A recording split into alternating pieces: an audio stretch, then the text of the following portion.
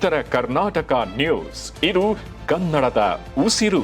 ಇನ್ನು ಸಚಿವ ನಾಗೇಂದ್ರ ರಾಜೀನಾಮೆಗೆ ಬಿಜೆಪಿ ಹೊರಟದ ವಿಚಾರವಾಗಿ ಬೀದರ್ನಲ್ಲಿ ಸಚಿವ ಈಶ್ವರ್ ಖಂಡ್ರೆ ಪ್ರತಿಕ್ರಿಯೆಯನ್ನ ಕೊಟ್ಟಿದ್ದಾರೆ. ವಿನಾಕಾರಣ ನಾಗೇಂದ್ರ ವಿಚಾರ ಇಟ್ಕೊಂಡು ಬಿಜೆಪಿ ಸದನದ ಸಮಯ ಹಾಳು ಮಾಡ್ತಾ ಇದೆ. ಪ್ರಜಾಪ್ರಭುತ್ವದ ವಿರುದ್ಧವಾಗಿ ಬಿಜೆಪಿ ಇಂದು ನಡೆದುಕೊಳ್ತಾ ಇದೆ. ಯಾವುದೇ ಚರ್ಚೆ ಮಾಡದೆ ಕೋಟ್ಯಾಂತರ ರೂಪಾಯಿ ಹಣ ಹಾಳು ಮಾಡ್ತಿದ್ದಾರೆ.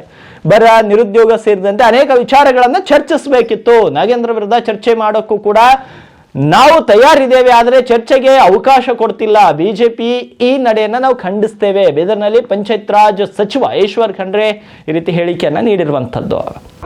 ಭಾರತೀಯ ಜನತಾ ಪಕ್ಷ ವಿನಾಕಾರಣ ಇವತ್ತು ನಾಗೇಂದ್ರನ ವಿಷಯವನ್ನು ತೆಗೆದುಕೊಂಡು ಇಡೀ ಸದನವನ್ನು ಹಾಳು ಮಾಡಿ ಇವತ್ತೇನವರು ಪ್ರಜಾಪ್ರಭುತ್ವಕ್ಕೆ ವಿರುದ್ಧವಾಗಿ ಯಾವುದೇ ಚರ್ಚೆ ಮಾಡದೆ ಕೋಟ್ಯಾಂತರ ರೂಪಾಯಿ ಹಾಳು ಮಾಡಿ ಇವತ್ತು ಬರ ಇದೆ, ನಿರುದ್ಯೋಗ ಇದೆ, ಅನೇಕ ವಿಷಯಗಳ ಬಗ್ಗೆ ಚರ್ಚೆ ಮಾಡಬೇಕಾಗಿತ್ತು.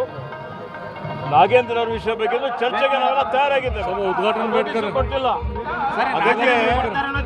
ಅದಕ್ಕೆ ನಾನು